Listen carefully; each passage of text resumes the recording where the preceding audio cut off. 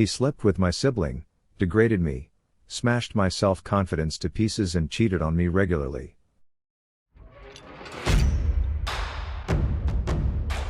If you like true revenge stories, you found the best place for your vengeful needs. In this episode, we start off with a husband who finds out his wife cheats, but he went through great lengths of suffering to accomplish the happy life, without her, while she literally pays for it.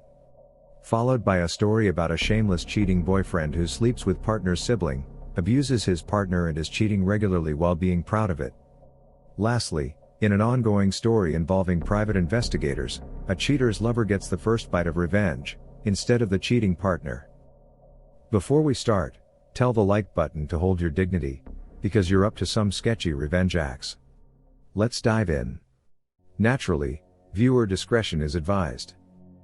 These revenge acts might be disturbing to snowflakes. Grab a cup of coffee or tea, because this is a long story, but it's surely worth your time. My revenge began with discovering my wife's infidelity. Let's call her Carrie. After 14 years of marriage and 3 kids, I saw a text appear on her work phone for just a few seconds that would forever change my life. It was a message that was sexually graphic and had no business being on anyone's work phone. It was on the lock screen and the sender's name was visible. Let's call him Perry. Some background: I married Carrie when I was 25 and she was 22. I was teaching high school at the time and she was a nurse. After having our first child, Carrie became a stay-at-home mom. Money was tight, so I took on an admin role in my department and coached 2 sports for the stipends. We made it, and after a few annual pay raises, I stopped coaching and took advantage of a program to earn an administrative credential. Once I made the jump to administration, our last child was ready for preschool and Carrie decided she wanted to go back to work. Nursing jobs are always available, but they're not always the best positions.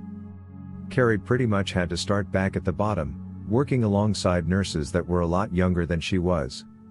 They could work back-to-back double shifts that took a toll on Carrie. When she asked her supervisor about other positions, she was told that without a BSN, she wasn't going to move up. At the time, Carrie had only the 2-year ADN.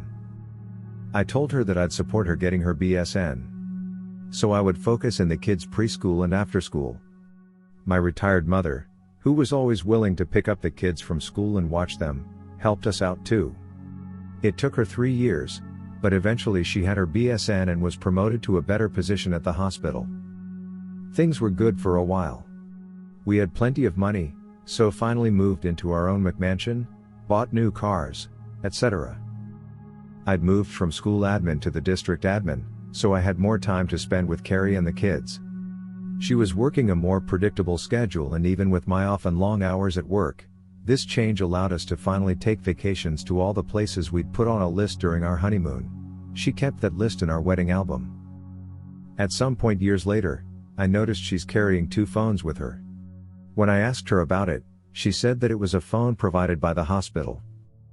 I didn't question her explanation, because my district had also given me the option of a phone or a phone stipend, which I took instead. Again, months went by and I thought we were a happy, perfect family. I charged my phone in our den, while she charged her phones in our guest bedroom that doubled as a computer room, so we could keep tabs on the kids while they surfed the web. I was updating software on the computer when I saw a light around her work phone. She had a habit of always turning her phones face down when charging them.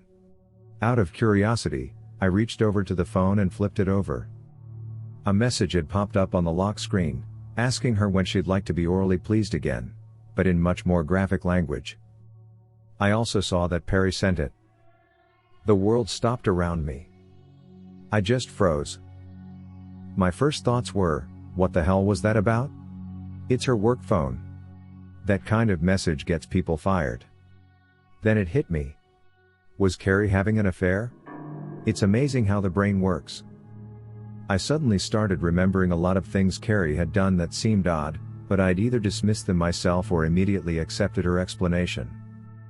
She was always walking out of the room to answer a call or return a text and claimed that it would violate HIPAA if I overheard her talking about a patient.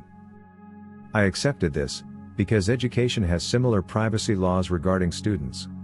She would sometimes come home with the faint smell of cologne on her clothes and claimed it was from helping to move male patients. Again, I accepted this at face value, but it always struck me as odd how it seemed to be the same scent of cologne. Once the proverbial barn door was open, I started seeing a lot of things that I'd missed before.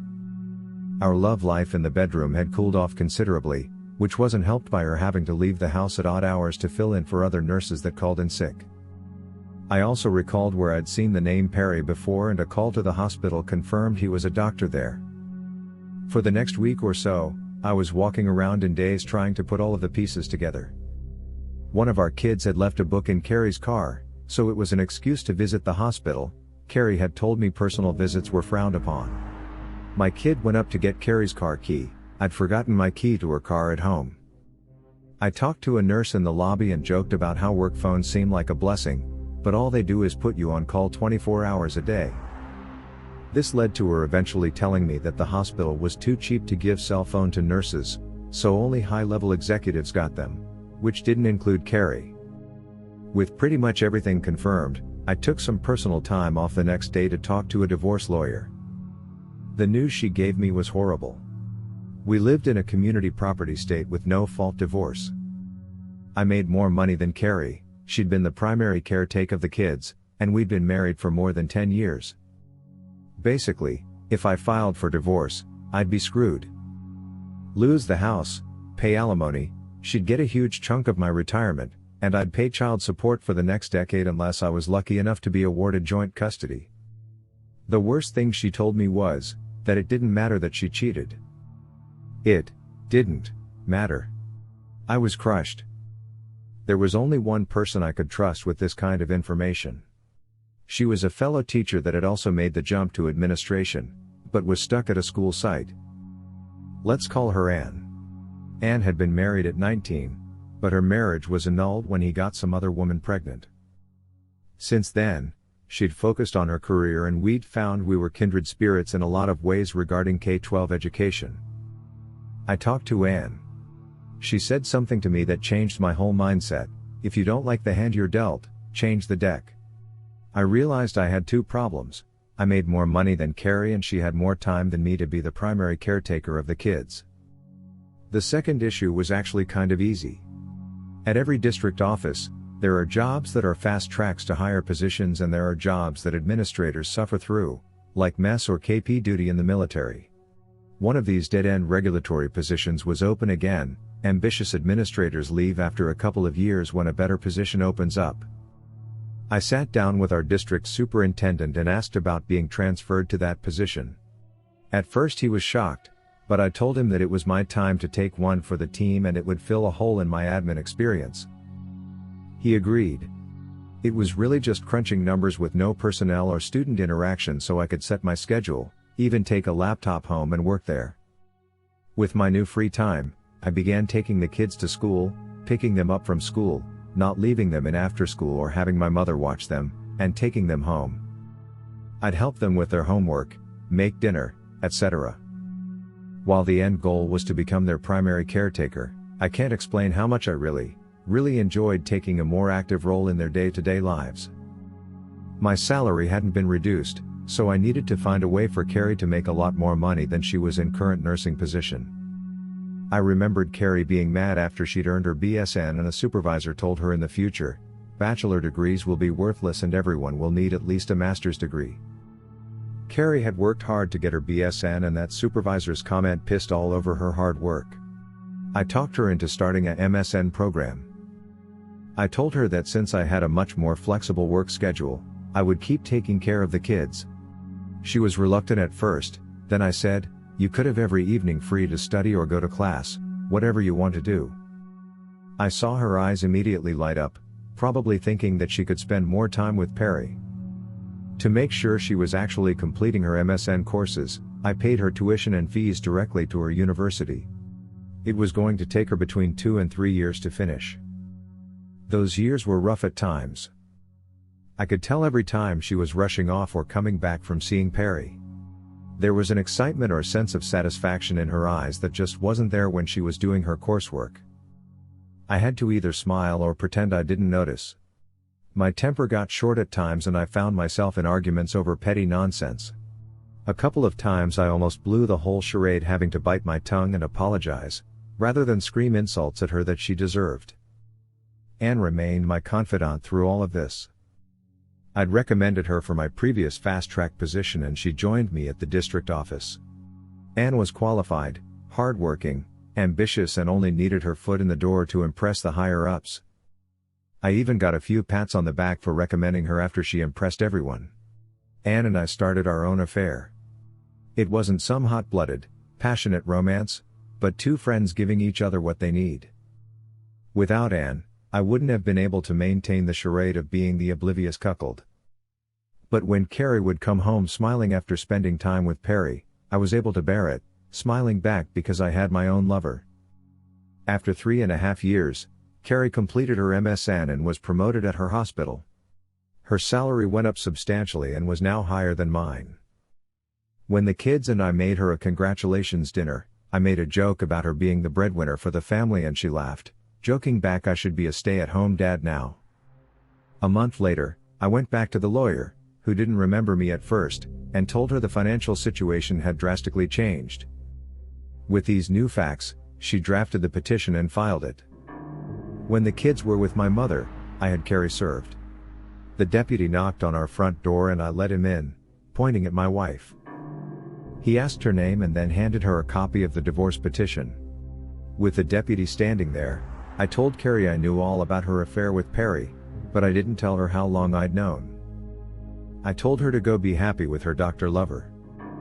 She screamed at me, tried to lie, and then made the mistake of rushing toward me. The deputy stopped her and warned her that women go to jail for domestic violence too, now. He suggested she pack a bag to stay somewhere else. Carrie left after I promised not to tell the kids about her affair. I didn't tell the kids. But I told my mother, who told my sister, who told her kids, who told their cousins, my kids. It took a few days, but eventually the kids knew that Dad was divorcing Mom because she had a boyfriend. In the end, the court granted the divorce, giving me primary custody of our kids. Because I was already their primary caretaker, I kept the house with the promise I'd refinance to buy out Carrie's half. She was ordered to pay child support, and I used that fact to negotiate with her to give up any rights to my retirement if I bought her out.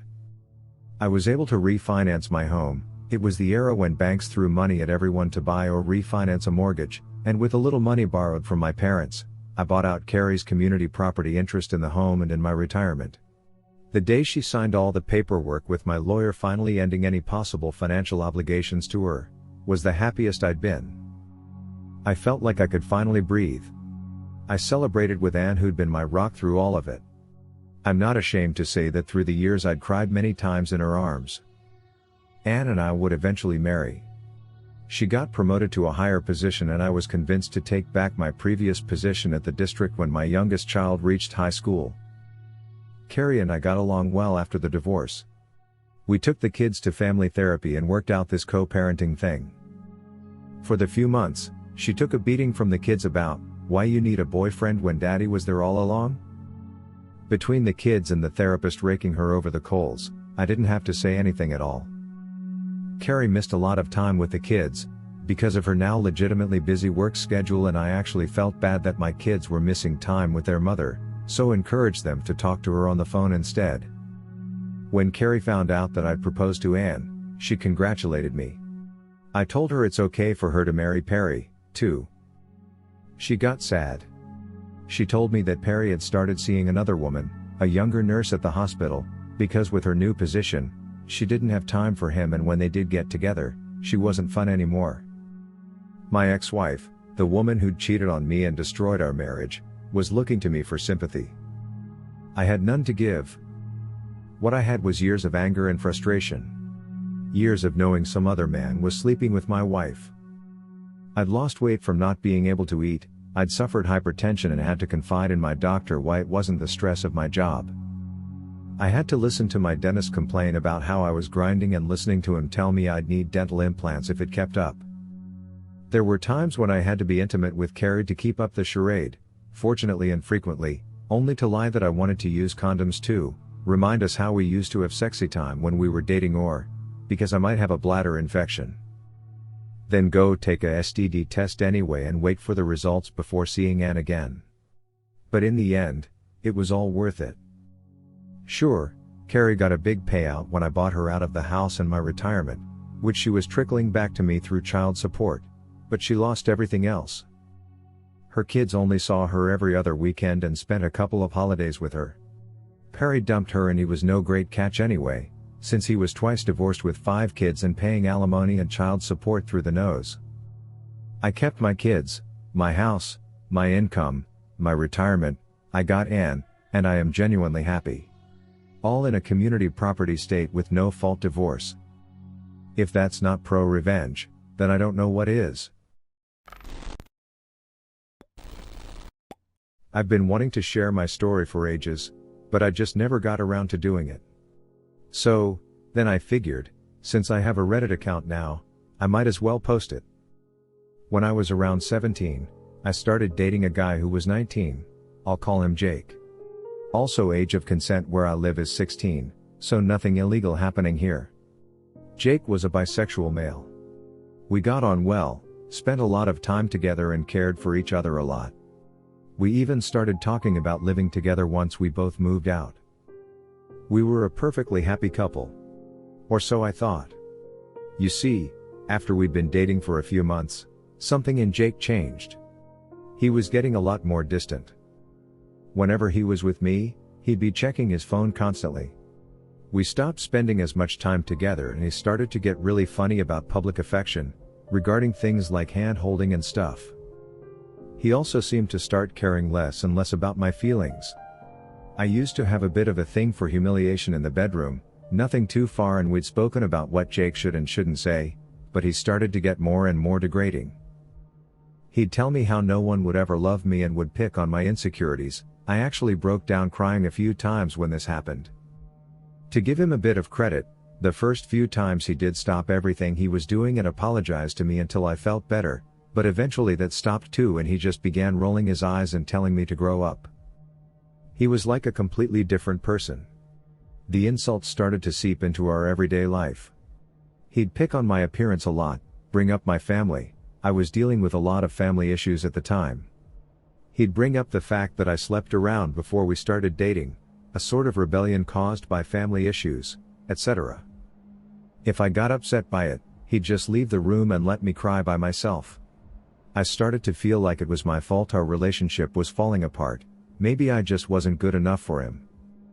I knew deep down that he was cheating on me, and that was confirmed when I got a message from a guy named David. He messaged me on Facebook, telling me that he'd been sleeping with Jake. He apologized profusely and told me that he broke things off with Jake as soon as he found out he was in a relationship. I couldn't be mad at David, it wasn't his fault. We spoke for hours and I reassured David that it wasn't his fault and that he'd done nothing wrong. David also helped me to stop making excuses for Jake's attitude and the way he'd been acting. He was a godsend. The thing that truly broke me happened not too long after the cheating was discovered. We'd been arguing a hell of a lot more. Then he decided to do something absolutely unforgivable. You see, I had a stained relationship with my father for years. He'd cheat on my mother constantly and eventually, he settled down and had kids with a girl he'd been seeing behind her back. He did try to have some sort of relationship with me till I was about 14, and then decided that he didn't love me as much as his other kids and we stopped all contact. It broke me and it still hurts to think about to this day. Anyway, Jake went out of his way to find one of my step-siblings online and slept with them. He bragged about it the next day. My step-sibling actually posted online about what had happened and I received a bunch of messages from their friends telling me how I had deserved it. This was probably the lowest point in my life and I hated myself, partly for allowing it to happen and partly because I had started to believe what they were saying. My only solace during this time was David. I didn't want to burden my friends with my problems and David was one of the only people who knew, firsthand, what Jake was like. We spoke for a few weeks and eventually talk blossomed to revenge. I had tried calling things off a couple of months prior due to Jake's awful behavior, but he started with the apologies and telling me he didn't mean it, he'd never do it again. He even spoke to some of my family members who, unknowingly, pressured me to get back together with him as we were such a sweet couple. I hadn't wanted to tell them the real reason that we'd broken up, so I kept the details pretty vague, though I'm pretty sure some of them had seen my step-sibling's post and knew why I didn't want to be with him. After weeks of talking and planning, I had finally had enough and decided to do something about it.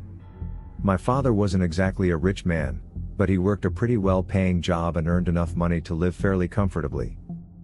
He had begun spreading rumors around when I was younger, during a custody battle with my mother, that he had set up a trust fund for me and that there was enough money there to get me set up in my own place when I was 18, plus a bit extra. I knew that this was absolute horse doo-doo. He tried to get out of paying child support all the time. Of course he'd never set up a trust fund for me. However, Jake didn't. We'd never spoken about it, but he'd heard the rumors and I'd just always say what I told you folks. My father was an appalling parent who grudged paying my mother's child support, so why would he set up a trust fund? But Jake wouldn't listen. He even did his own research into the type of job my father worked and came up with an estimate of how much he thought my father was earning. Though, to his credit, he did drop the subject whenever I asked him to, for a while anyways. I decided to use this to my advantage. Jake and I were still dating, though I avoided him at any chance I got. Until one night where I sat him down and told him that since I'd be turning 18 in a couple of weeks, I'd started thinking about us getting our own place, with the trust fund my father had set up for me. He immediately cheered up at this. I think that night was the first time in months that he'd said anything nice to me when we weren't in public or with friends or family. This very nearly made me want to call the whole thing off, but I spoke with David later that night and he reminded me that Jake would go back to his usual degrading attitude in no time. We started looking at flats, though Jake was kind enough to let me have the final say and handle the paperwork, because how could he possibly go out and cheat on me, if he had to sort out the paperwork for a flat? I was a little surprised by this, to be very honest, as I'd always thought that he'd want his name on the paperwork and everything so I couldn't kick him out. But by this point he'd slept with my step-sibling, degraded me, smashed my self-confidence to pieces and cheated on me regularly. I think by now he thought that I wouldn't kick him out no matter what he did. Anyways, I started taking up extra shifts at work to try and save enough money to actually move out. Not with Jake though, oh no. I was moving in with my friend, Emma. We had both been thinking about moving out for a while anyways and thought, why not just be roommates? We found a cute little one-bedroom flat that was close to our college and work and started getting stuff sorted to move in. I also didn't want to bring any trouble to my mother's door. If Jake started kicking up a fuss, Emma had no issues with clawing the face off him if need be, and told me not to worry about him coming to our front door. Then came the next part of the plan. I waited till a week or so before Jake and I were supposedly moving into our own flat and stole his phone for a few minutes. He'd stopped caring about leaving his phone unattended, and would sometimes flat out brag about how lucky he was to be able to sleep with whoever he wanted and come home to a little witch who'd make him dinner. So that day when he went for a shower, he wasn't all too bothered about taking his phone with him. Perfect. I went onto his phone, deleted my number from his contacts and changed the name of his mom's contact as mine. Pleased, I went to the kitchen, smashed one of the plates. I left for work once everything was done. My mother had left for work a couple hours prior, so she was safe. I just needed a reason for him to get pissed off. And oh boy, did he get pissed off. His first reaction was to text me, calling me all the disgusting names under the sun. Except it wasn't me he'd texted, it was his mom. I'd texted her in advance and told her that I hoped she'd forgive me, but she had to see what her son was really like. She'd never tried to defend him as much as she just hadn't known quite how bad his behavior was. She'd actually called him out a couple of times where he'd slipped up and been harsh with me when she was there. She went apeshit. I never found out exactly how their argument went, as she phoned him to scream at him and call him out for his awful behavior, finally seeing how horrible her son was. It didn't help that she'd been sent screenshots of some of the times where he'd admitted to cheating. She was absolutely disgusted by her son's behavior and phoned me to apologize on Jake's behalf. It wasn't her fault though, he's old enough to know how to act like an adult. He wound up telling his mom essentially that her opinion didn't matter as he'd be moving in with me anyways. Needless to say, when he called me on Facebook after I deleted my number from his phone, I took some satisfaction in telling him that we weren't moving in together, that the trust fund wasn't real, which I already told him in the past, he just refused to listen, and that I'd moved in with Emma. I was called all the skanks and whores under the sun. His voice sort of turned into white noise after a while. I told him we were over and hung up. Blocked him on everything. He had to run back to his mom and dad, his tail between his legs, and they took him back for a little while. Though after a bit, the fights and arguments became too much and his parents kicked him out. He stayed with a couple of friends for a few months, before he managed to get his own place. His parents, especially his mother, has not been the same with him since. I still talk to his mom on occasion. Lastly, David and I took the liberty of sending screenshots of Jake's abuse to as many of the people he'd been hooking up with as possible. A couple of sleepless nights were spent trying to track people down on Facebook. Part of it was to get back at Jake, but most of it was just to make sure that none of them got roped into a full-on relationship with him and had to deal with all the crap I'd gone through. Due to my story that is still developing, I can only share how far I got till now. My partner George and I were monogamous for 10 years. We had an occasional threesome before that, but nothing long term. I know I'm potentially going to get a few people who will say that's where the trouble started. The understanding was that we would not do anything behind the other's back. And whomever we brought into the relationship would be an equal in the relationship. We wanted to have our couple evolve into a throuple. Needless to say, it didn't work out.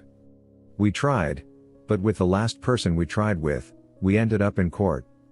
Admittedly, I wasn't bringing my best self to the relationship. Two people who basically raised me died and I was in mourning. And I was focused on the rest of my family whom I love dearly. During this time, George cheated on me and lied about it. He used my disease, lupus, and wanting to spend time with his family as his justification for cheating. Spread over a few days before the COVID lockdowns. In March, my partner had told me he wanted some time apart. I initially agreed, but then things just didn't seem right. I thought we were fine relationship-wise. But something seemed amiss. I have my own place and I give him some space. We would only have dinner sometimes since it was what we were used to doing together. This is important for later. One Sunday, he tells me he has a spa massage session that evening and that he would be busy and wouldn't be able to meet till late for dinner. I didn't think anything was going on behind my back. He said he would call when he was done and not to wait for him for dinner. I needed a notebook I had left at his place and thinking he was having his spa session, I let myself into his place. Lo and behold, he's having dinner with a guy named John. I leave and he assures me that he's just having dinner with a friend and that his spa session got rescheduled. I asked, point blank, if anything was going on between them and he said no. Next Wednesday, I'm just a complete wreck. I don't know what's going on, I don't know what's true and what's real anymore, and I get the gut feel that there's more to George and John than he's letting me in on. I do some sleuthing and find out that they're friends on Facebook, but not on Instagram. This makes me curious. Yet they've been liking each other's posts on Instagram. I remember George logging into my iPad, so I go on and check for any message history. And wouldn't you know, I see exchanges between them going on for months. Once again, I ask George who this person is, with whom he's friends with on Facebook, but not on Instagram, and why their interactions are so bizarre. George tells me he's just a friend, nothing more, and that I'm crazy. My blood must have been boiling at this point. I then remind him that he's still logged into my iPad and his face just changes. He tells me that I betrayed his trust and that I really shouldn't have done that. He must have been in full-blown panic mode. In their messages, I find out that they've been seeing each other since September 2019. I had an emergency appendectomy in October 2019. The very next day, while I was recovering in the hospital, George and John went out for dinner and John stayed over after. No prizes for guessing what happened that night. They're talking about me in their conversations, and they even arranged to meet that day I saw them. John asked if I would show up again and George said that I wouldn't. At this point, My whole life before just felt like one big fat lie. I'm having plenty of sleepless nights, thinking about how I'm the chump they were fooling for 5 months. I was none the wiser. Furious, I engaged revenge for hire service. I hired private investigators a friend recommended to me. Shout out to my Asian friend. LA Asians are pretty crazy, no hate. She's been a great ally in this. I wasn't thinking clearly and caveat emptor, I lucked out with a service that did a good job. I gave them all the information about John the first had, not much, just his social media accounts. They proceeded their investigative work, they dug up quite a bit of dirt on him. Turns out, John was in a relationship as well. Inform the partner? Check. George wasn't the only person John was cheating with. They managed to find some chat history of his hookups all the way to 2017. What's most interesting is that John enjoyed using illicit drugs while having these trysts, complete with contact information of parties involved and locations where it happened. They dug deeper and found conversations where he would advise friends to commit insurance fraud. Nothing major, mind you, but well, fraud is still fraud. And from the conversations, it seems that the insurers did pay out for bogus travel delays. The revenge agency then asks me how I would like to proceed with the information. I told them, I just want his life ruined. My life and relationship have been ruined, why not share a little of the pain I was feeling? The agency said that they had informed all parties involved. Last I heard, his insurance agencies dropped him, on the basis of encouraging insurance fraud, and he has a criminal record for drug use. Now that he has a criminal record, it means he can no longer travel to Canada or Japan, countries he loves to visit. His family knows that he's been cheating and using drugs. And his partner knows he's been sexy timing around without protection. For George, I'm not finished with him just yet, there's more revenge in store. He's not getting away.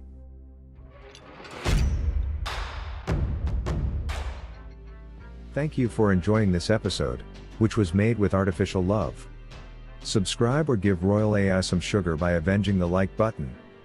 Could you imagine doing one of these acts yourself? Share your experience below. I'll join the conversation.